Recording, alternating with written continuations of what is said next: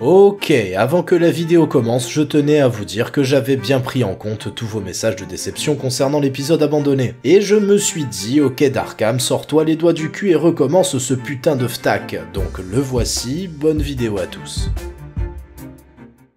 Hey, l'easter egg de la dernière vidéo était Antox Colaboy. Dans celle-ci, j'en ai caché un nouveau. Saurez-vous le trouver ? Depuis bien des époques, beaucoup les ont cherchés. Il leur fallait des réponses. Certains les ont trouvés. Mais beaucoup au travers du monde cherchent encore. Ils sont des milliers.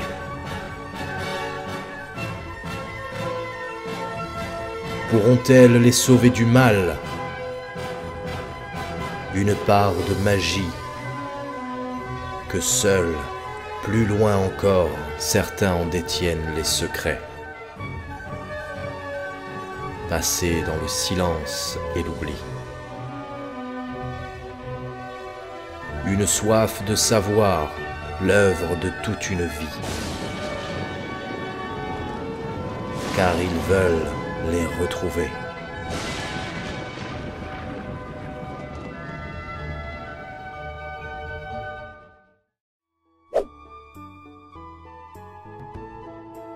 Salut les fucking viewers, comment ne pas commencer cette vidéo sans vous parler d'Excalibur? Vous le savez déjà, et ici je ne vous apprends rien, c'est l'épée du roi Arthur.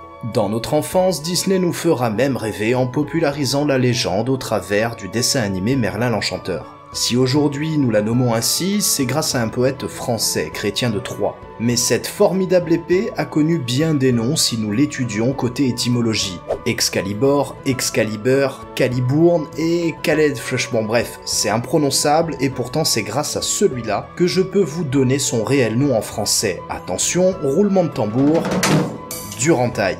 Ouais, du coup c'est plus très épique. Pour cette merveilleuse lame, deux légendes s'opposent. La première et la plus simple, ce serait en fait la fée Viviane, ou Dame du Lac pour les intimes, qui l'aurait donnée directement à Arthur. La seconde et plus connue est celle du royaume de Bretagne qui se trouvait alors sans souverain. Pour faire cesser toutes les discordes entre les nobles du pays de l'ogre, le grand magicien Merlin fit apparaître à la veille de Noël un bloc de pierre supportant une enclume avec planté en son centre une épée. Celui qui la retirerait serait le roi. Personne ne réussit sauf le tout jeune Arthur. Plus tard, il réunifiera la Bretagne et à sa mort, l'épée sera rendue à la Dame du Lac.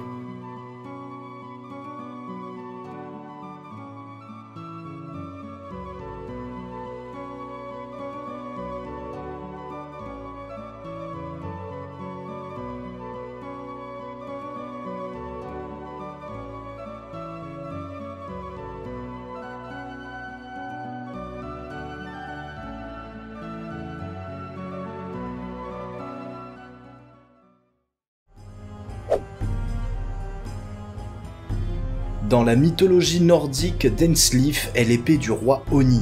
Et quand je dis roi, à vrai dire, les sources divergent un peu.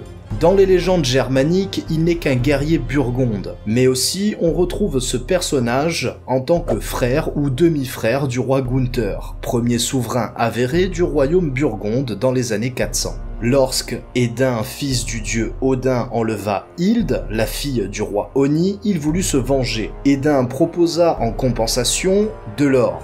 Mais le roi la refusa, car comme dit, il retira l'épée endormie, grâce à elle, il pourra le tuer. Selon la légende, cette épée magique, une fois sortie, un homme choisi doit mourir. Nul ne pourrait l'arrêter tant que la victime respire encore. De plus, les blessures de celle-ci ne peuvent guérir. Tous ces événements déclencheront la bataille d'Yadingar qui durera entre nos deux rois toute une journée jusqu'au soir. Fatigués, chacun prit une pause d'une nuit. Mais Hilde revient et grâce à sa magie les condamnera à se battre pour l'éternité. Il est dit que seul le crépuscule des dieux, en clair le début du Ragnarok pour les connaisseurs, pourra mettre fin à leur querelle.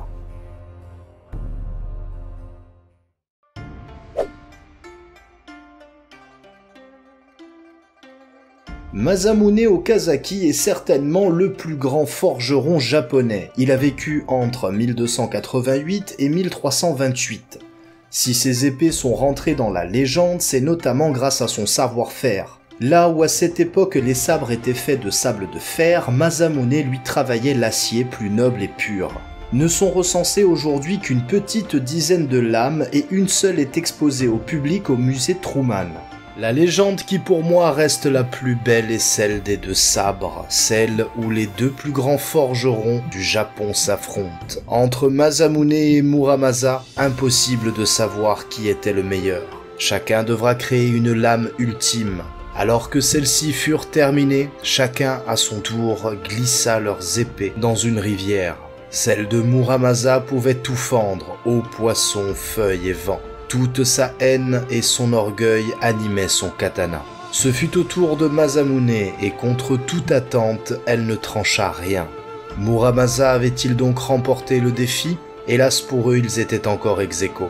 La lame de Masamune était pure, ne ferait pas couler le sang pour rien et offrirait protection à son porteur. Celle de Muramasa était elle aussi pure et son tranchant sans égal. Elle serait à coup sûr la lame la plus destructrice de toutes, et son porteur serait sans nul doute assoiffé de sang pour toujours. Aujourd'hui, je vous en ai appris un peu plus sur 3 épées, mais il en existe énormément, celle de Damoclès, Galad, celle du fils de Lancelot, Gram, la tueuse de dragons, etc. Je vous ferai d'autres vidéos sur le sujet tellement il y en a et cela me passionne. Sur ce, je remercie les tipeurs. Si ça vous a plu, lâchez un pouce et moi je vous dis à bientôt pour d'autres fucking vidéos.